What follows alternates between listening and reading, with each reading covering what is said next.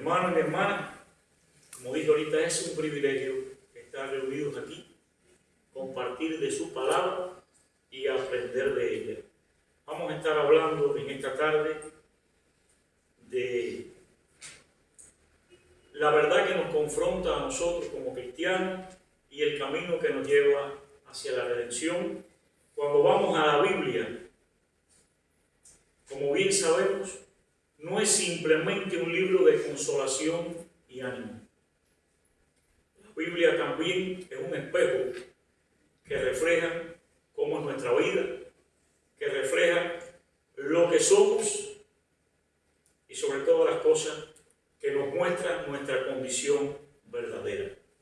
A menudo buscamos en la Escritura respuestas que nos reconforten, que nos den ánimo, pero debemos recordar también que la palabra de Dios nos desafía, nos confronta y nos guía a su verdad. ¿Cuál es esa verdad? Bueno, cuando buscamos esa verdad es cuando nos damos cuenta que somos pecadores y estamos destituidos de la gloria de Dios. Y necesitamos en nuestra vida un redentor. Por eso, hermanos, en esta mañana vamos a estar hablando de esta gran realidad que tenemos que confrontar los cristianos, que tenemos que enfrentar para poder ir por el camino de la redención y tener la restauración que solo Cristo nos puede dar. Por eso he puesto como título a este mensaje: la verdad que nos confronta y el camino de la redención. Vamos a dividirlo en dos tiempos.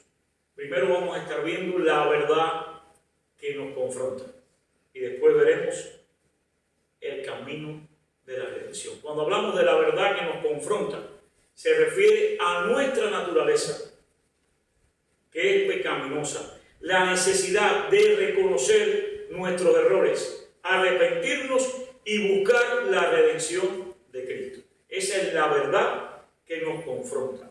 Empecemos entonces entendiendo nuestra condición ante Dios. Y por eso cuando leíamos el versículo donde Pablo nos dice: por cuanto todos pecaron y están destituidos de la gloria de Dios. Y ahí vemos la palabra todos. Y cuando dice todos es porque todos hemos pecado. Todos le hemos fallado a Dios.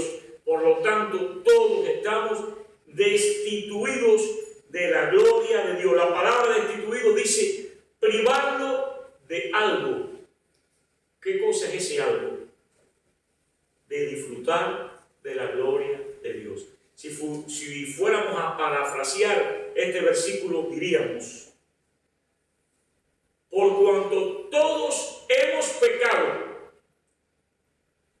estamos privados de disfrutar de la gloria de Dios.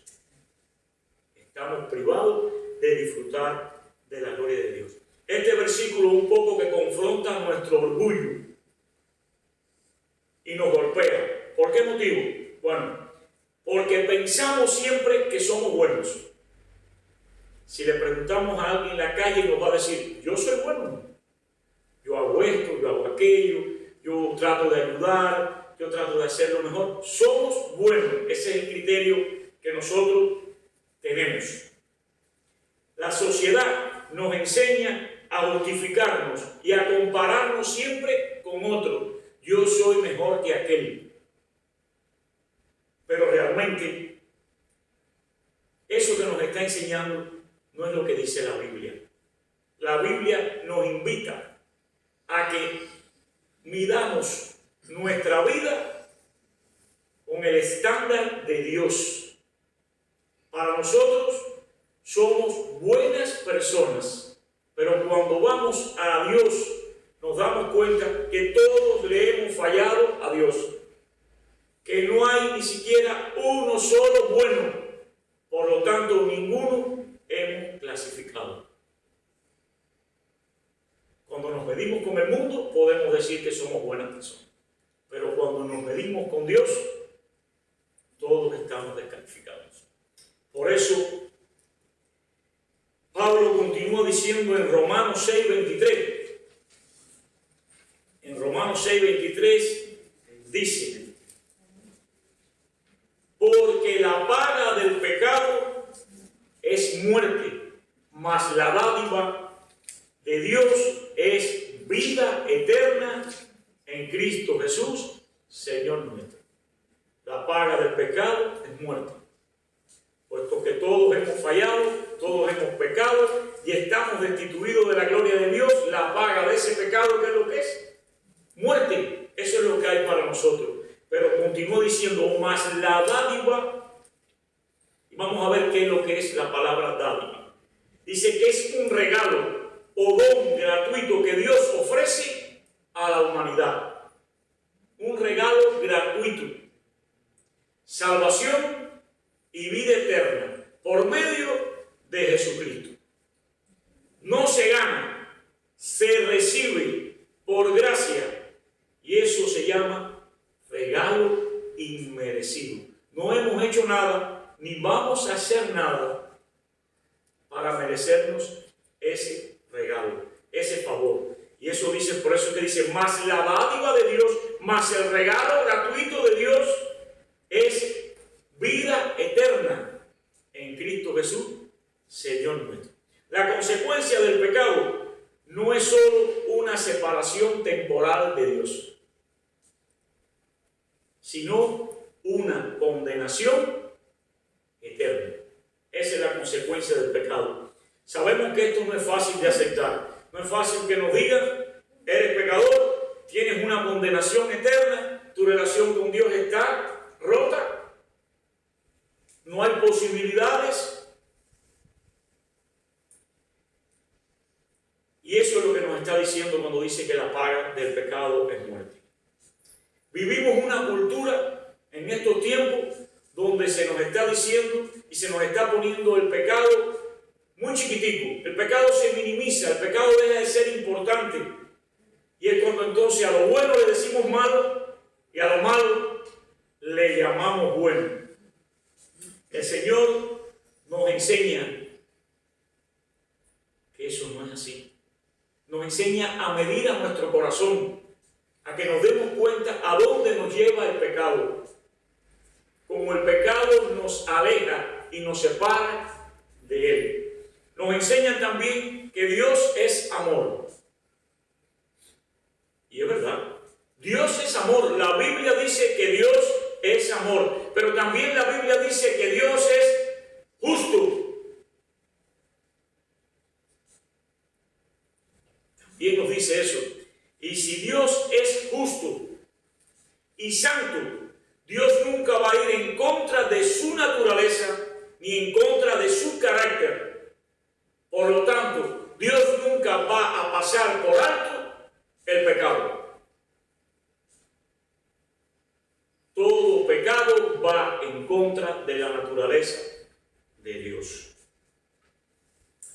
Pero aquí es donde entra ahora la buena noticia. Ya nos dijeron que todos somos pecadores, que estamos destituidos de la gloria de Dios, que la paga del pecado es muerte. Pero hay una buena noticia, que aunque la paga del pecado es muerte, Dios nos ofrece salvación y vida eterna a través de ¿quién? De Cristo Jesús. Y esa es la buena noticia. Que a pesar de que no hemos hecho nada, a pesar de que somos condenados por nuestro pecado, Dios nos ofrece esa oportunidad, que es salvación y vida eterna. ¿A través de quién? De Cristo Jesús. Esta diferencia entre nuestra condición y la gracia de Dios es central en el Evangelio. No podemos entender la grandeza del amor de Dios sin primero entender la seriedad de nuestro pecado, sin primero entender la gravedad de nuestra ofensa a Dios. Cuando ofendemos a Dios a través de nuestros pecados, tenemos una separación con Dios. Pero también tenemos una condenación eterna.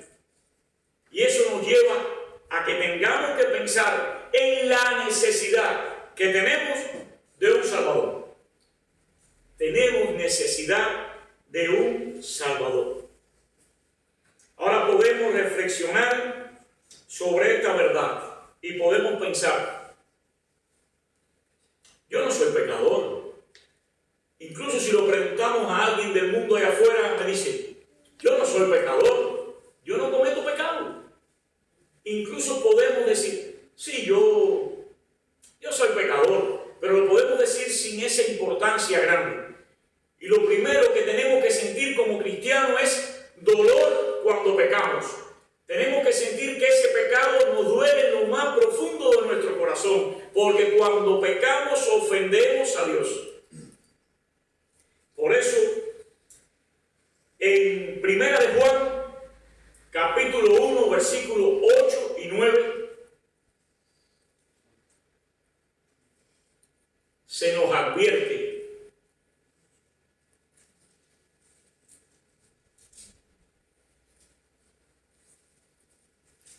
si decimos que no tenemos pecado, nos engañamos a nosotros mismos y la verdad no está en nosotros. Si confesamos nuestros pecados, Él es fiel y justo para perdonar nuestros pecados y limpiarnos de toda maldad. Aquí el apóstol Juan nos confronta y nos muestra la necesidad que tenemos de reconocer y confesar nuestros pecados. Tenemos necesidad de reconocer que somos pecadores, confesar nuestro pecado y no con una actitud superficial. No es que lo digamos de labio hacia afuera, sí, soy pecador. O sencillamente negar y decir, yo no soy pecador. Él está diciendo que tenemos que confesarlo, tenemos que reconocerlo. ¿Pero cómo? Con un corazón contrito y humillado. Eso es lo que nos está diciendo el apóstol Juan. Confesar nuestros pecados, hermanos, no es simplemente decir, lo siento, me equivoqué y seguir adelante. Confesar nuestros pecados es reconocer delante de Dios, reconocer delante del Señor que le hemos fallado. Que le hemos fallado con nuestras acciones, con nuestra palabra, con nuestros pensamientos. Y que hemos estado todo el tiempo en oposición a su voluntad. Eso es reconocer delante del Señor nuestros pecados. Es un reconocimiento de que tenemos, y escuchen la palabra, desesperadamente que buscar su gracia y su misericordia. ¿Por qué digo desesperadamente? Porque nosotros no podemos perder un día en que vayamos al Señor con arrepentimiento por lo que hemos hecho mal, por lo que hemos juzgado a otro hermano, por la actitud que hemos tenido. ¿Por qué? Porque tal vez puede ser ahorita, puede ser mañana, sea nuestro último día. Por lo tanto, tenemos que desesperadamente buscar la misericordia y la gracia de Dios. La Biblia nos muestra ejemplo de personas que al ser confrontadas por su pecado reaccionaron con verdadero arrepentimiento. Un ejemplo de eso, el rey David. El rey David, quien después de pecar gravemente contra Dios al cometer adulterio y asesinato, escribió el Salmo 51 y en el versículo 17 nos dijo: los sacrificios de Dios son el espíritu quebrantado, al corazón constricto y humillado no despreciarás tú, oh Dios. Eso lo dijo en el Salmo 51. Nos estaba diciendo, con un espíritu quebrantado. Quebrantado nos está queriendo decir con un espíritu abierto a la transformación y el perdón. Eso es lo que nos está diciendo, con un espíritu quebrantado, un espíritu que está abierto a la transformación y al perdón. Y después nos dice, con un corazón constricto, ahí nos está diciendo, con un corazón con arrepentimiento y con remordimiento por algo mal hecho. Con un corazón constricto y humillado. No despreciarás tú, oh Dios. Aquí nos está diciendo de que eso es lo que quiere el Señor. Que vayamos a Él con ese corazón que se arrepiente, que le duele y que reconoce y tiene remordimiento porque le ha fallado a Él. Y esa es la situación que estaba viviendo David. David no trató de excusarse ni de esconder su pecado en ningún momento.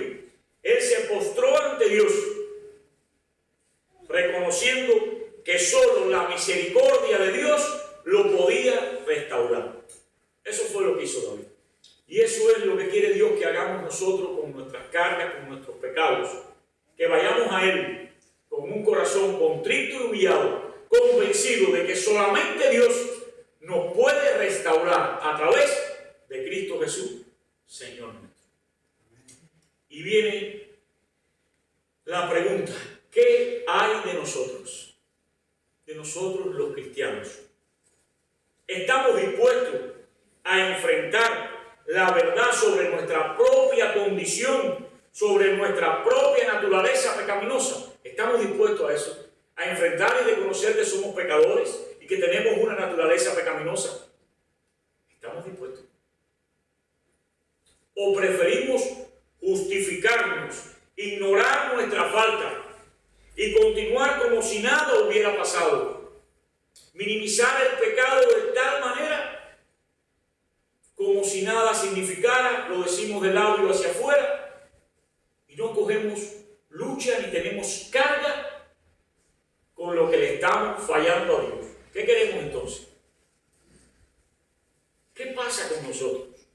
Por eso es que Jesús nos dice en Juan capítulo 8, versículo 32, nos dice, y conocerás la verdad, y la verdad os hará libres.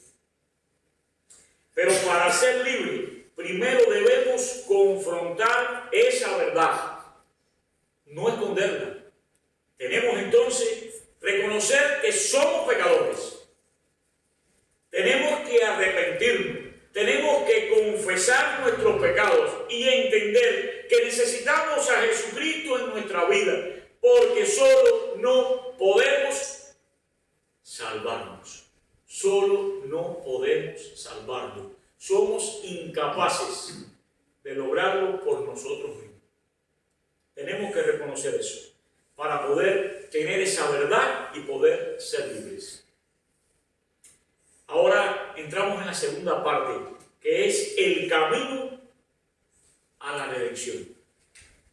Dijimos que estaba dividido en dos tiempos, la verdad que nos confronta, y esa es la verdad que tenemos, reconocer todo lo que somos, reconocer el pecado que nos acompaña, reconocer la necesidad que tenemos de un Salvador en nuestras vidas, y ahora tenemos el camino de la redención. La palabra redención implica liberarse de una culpa, falta o error, en este caso del pecado que nos condena. Y cuando hablamos del camino, el camino es el proceso, no inmediato,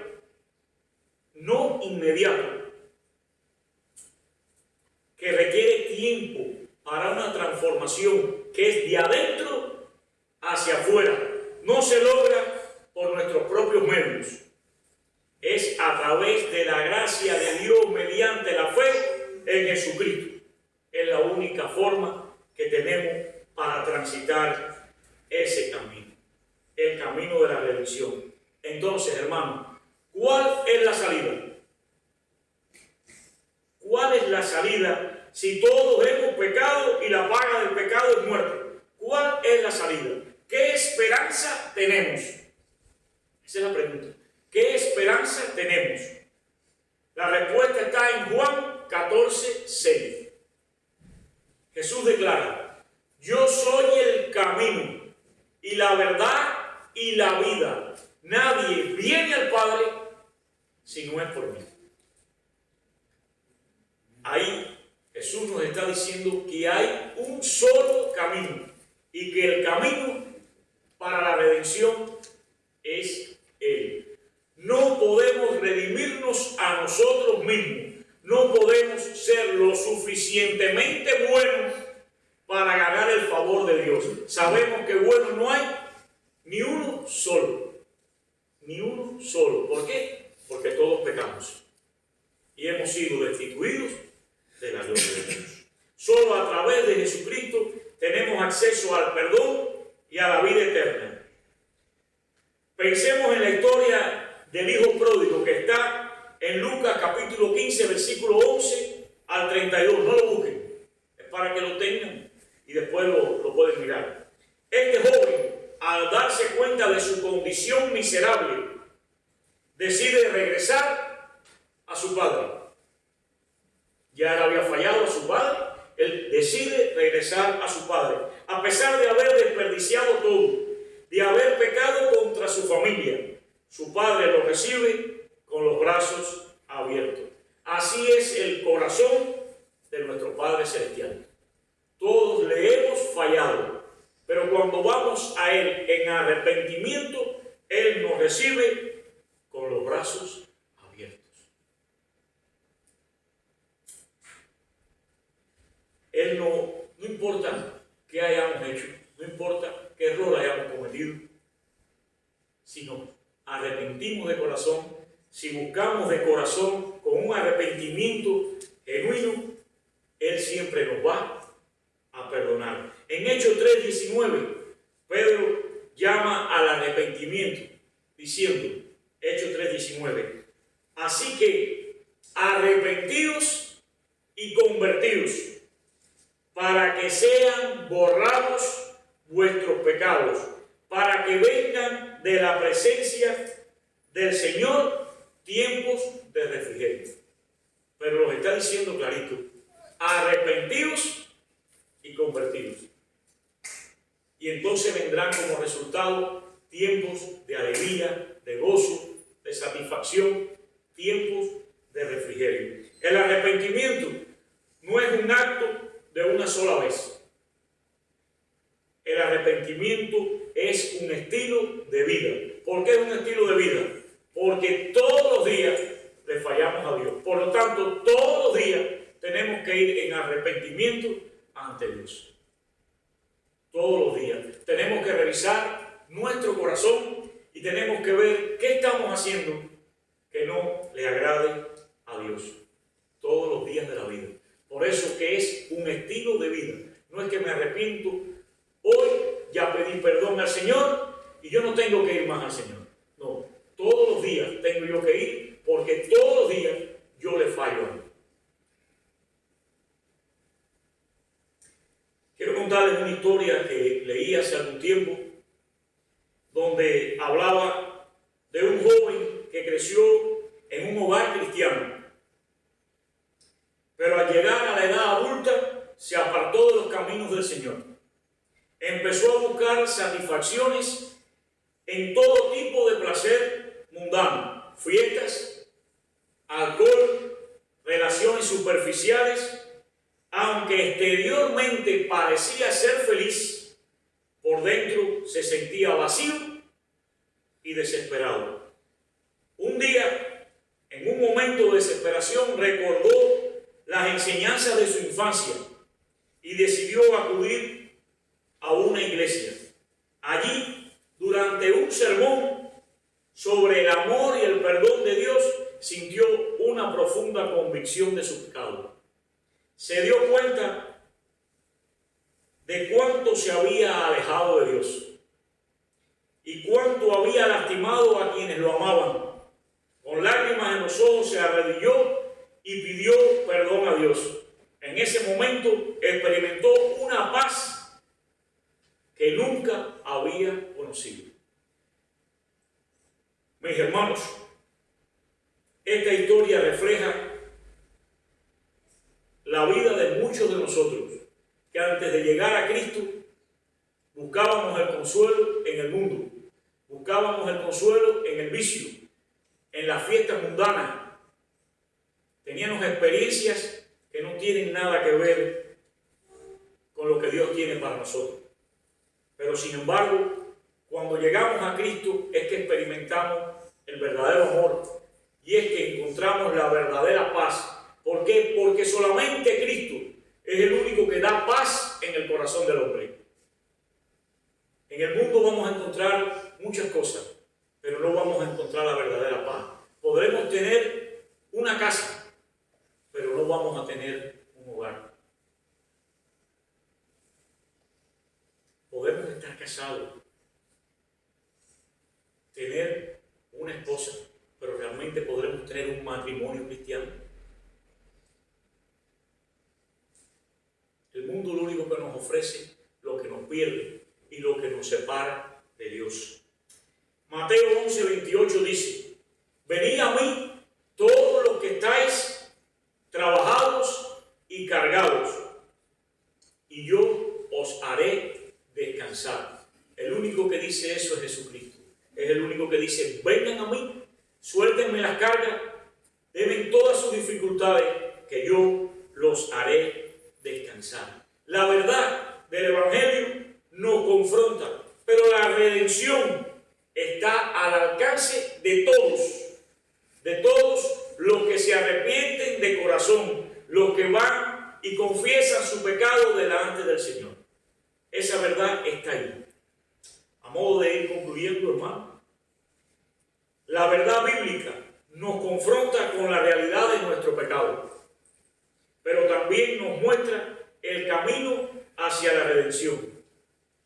Y ese camino es uno solo, y se llama Jesucristo. No se trata de vivir una condenación, no se trata de que estemos todo el tiempo condenándonos por lo que ya hicimos mal, o por lo que hicimos antes de venir a Cristo.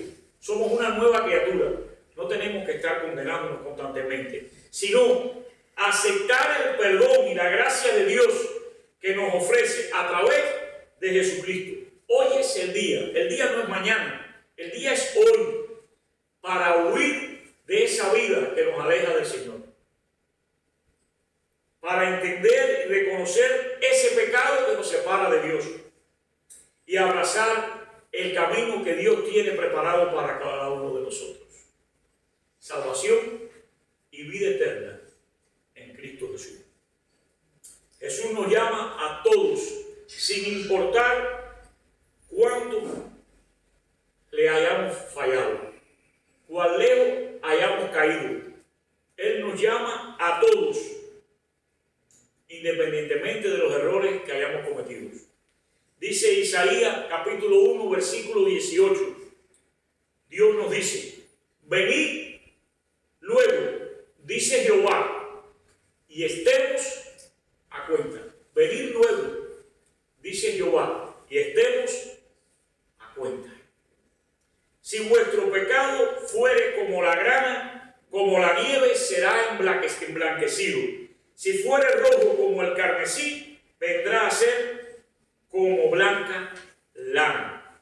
No importa la magnitud de nuestro pecado, si nos arrepentimos sinceramente y buscamos de todo corazón su perdón, Él nos va a restaurar. Y es entonces cuando vamos a decir, como dice Isaías: venid y estamos a cuenta. Así que, queridos hermanos, confesémonos al Señor nuestros pecados, aceptemos la verdad que nos confronta y caminemos en el camino de redención que Dios ha preparado para nosotros. Solo en Cristo encontramos el perdón, la paz y la vida eterna. Que su gracia y su amor nos transforme y nos guíe por siempre.